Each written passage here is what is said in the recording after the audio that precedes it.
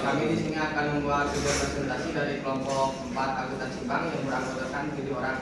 Dan saya Muhammad Judan dengan NPM 2331448. Saya di sini selaku moderator dan ini ada juga rekan saya.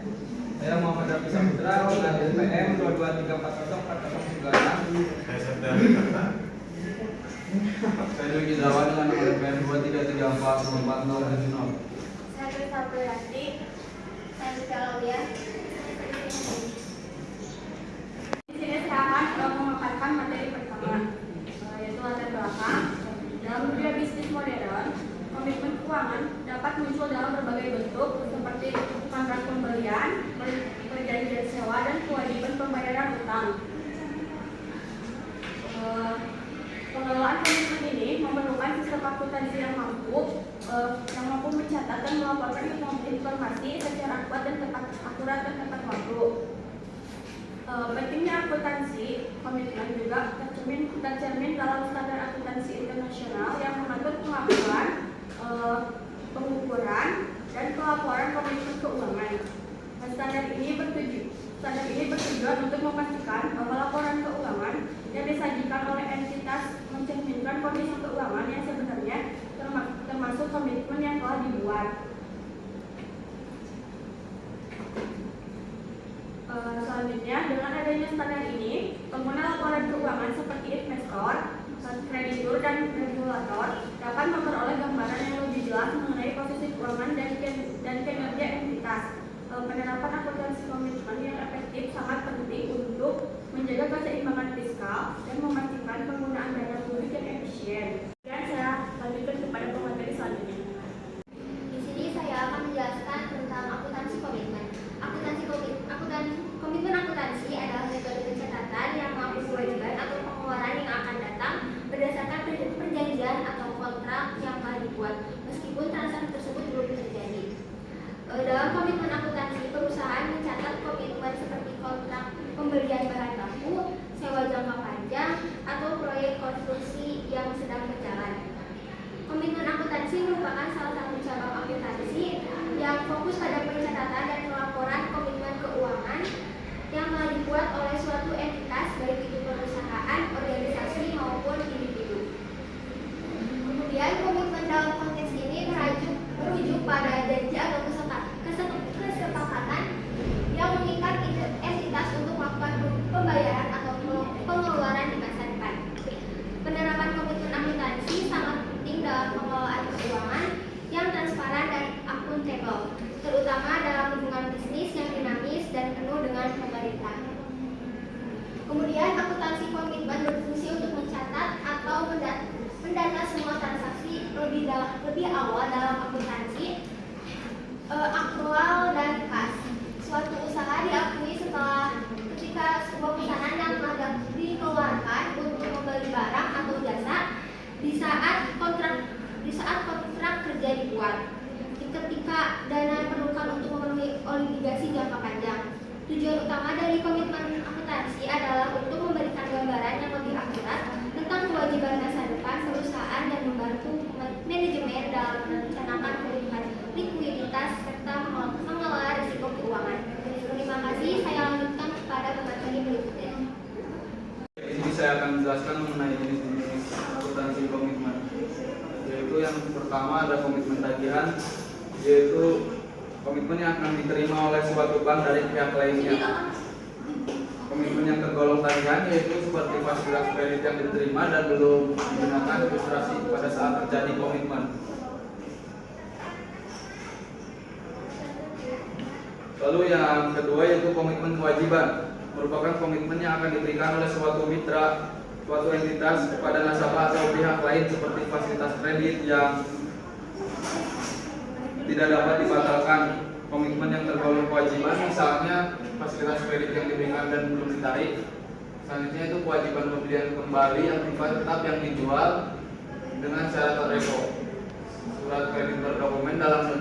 SKPDN yang tak dapat dibatalkan, irrevocable dalam rangka perdagangan dalam negeri, akseptasi wesel berjangka atas dasar SKPDN berjangka, lisensi penjualan valuta asing berjangka, dan yang terakhir yaitu penjualan mata uang asing secara tunai atau spot yang belum diselesaikan. Baik, selanjutnya yaitu komitmen dalam akuntansi dapat diklasifikasikan menjadi beberapa jenis. Yang pertama yaitu komitmen tagihan.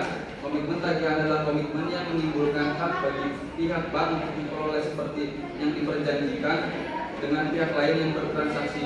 Komitmen yang tergolong tagihan misalnya fasilitas yang diterima dan belum digunakan. Itu yang contoh yaitu ilustrasi pada saat terjadi komitmen RAR fasilitas pinjaman diterima dan belum digunakan dimasukkan kepada debit, dan selanjutnya itu pada saat pinjaman diterima tersebut ditarik yaitu RAR fasilitas pinjaman diterima dan belum digunakan yaitu ditaruh di kredit. Selanjutnya itu pembelian valuta asing berjangka pembelian. Contoh DRAR pembelian falas berjangka yang belum digunakan yaitu dimasukkan kepada debit. Selanjutnya pembelian valuta asing tunai atau spot, catatan pada saat komitmen disepakatinya yaitu DRAR pembelian falas tunai yang masih berjalan yaitu ditaruh di debit. Yang selanjutnya yaitu pencatatan pada saat komitmen diselesaikan yaitu DRAR pembelian falas tunai yang masih berjalanan yaitu ditaruh di debit. Baik, sekian presentasi dari saya. Selanjutnya saya serahkan kepada pemateri berikutnya.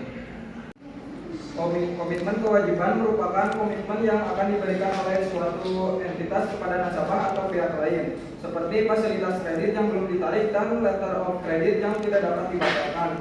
Komitmen yang tergolong tagihan misalnya fasilitas kredit yang diberikan dan belum ditarik. Pada pencatatan ketika komitmen terjadi,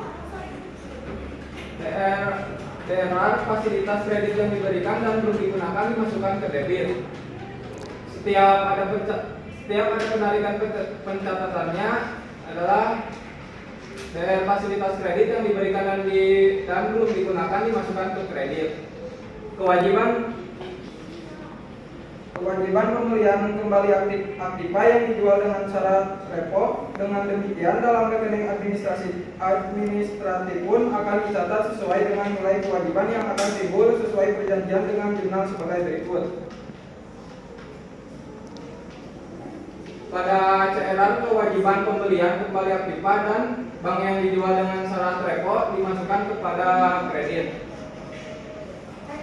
Pada saat jatuh tempo transaksi ini dinihilkan dengan cara mendebit rekening tersebut sebesar nominal yang dicatat sebelumnya.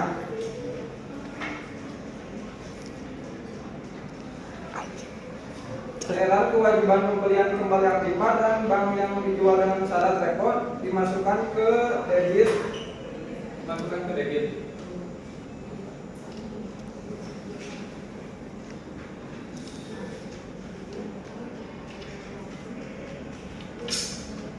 Surat kredit berdokumen dalam negeri atau SKPDN yang tak dapat dibatalkan dalam rangka perdagangan dalam negeri. Pencatatannya saat penerbitan SKPDN yang tak dapat dibatalkan, CRR SKPDN tak dapat dibatalkan dimasukkan ke kredit.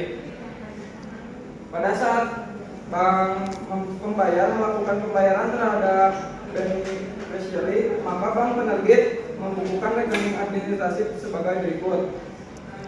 CRR SKPDN-nya tak dapat dibatalkan dimasukkan ke kredit. Akseptasi wesel berjangka atas dasar SKPDN berjangka user letter atau kredit. Rekening ini dicatat dalam komitmen kewajiban dengan jurnal sebagai berikut. CRR wesel berjangka yang diaksep dimasukkan ke kredit. Pada saat wesel tersebut jatuh tempo atau ditunaikan, maka bank penerbit SKPDN akan membukukan rekening administratif ini. CR atau wesel berjangka yang diaksep dimasukkan ke debit. Sekian presentasi saya, dilanjutkan ke materi selanjutnya. Baik, selanjutnya penjualan valuta asing berjangka. Maka pencatatan pada saat transaksi penjualan dilakukan akan dicatat dalam rekening administratif. Untuk yang bergerak CR, RAR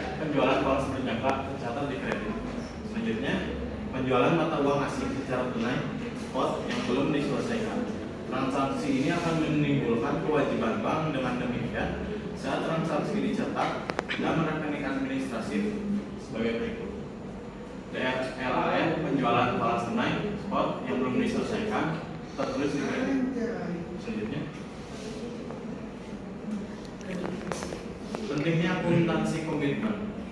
Pencatatan komitmen yang secara tepat sangat penting untuk memberikan gambaran yang lebih akurat tentang kewajiban masa depan perusahaan. Standar akuntansi yang mengatur komitmen.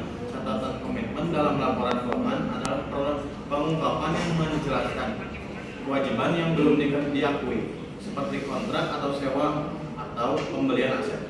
Menurut PSAK nomor 4, catatan ini penting untuk memberikan transparansi mengenai kewajiban masa depan yang dapat mempengaruhi posisi keuangan entitas.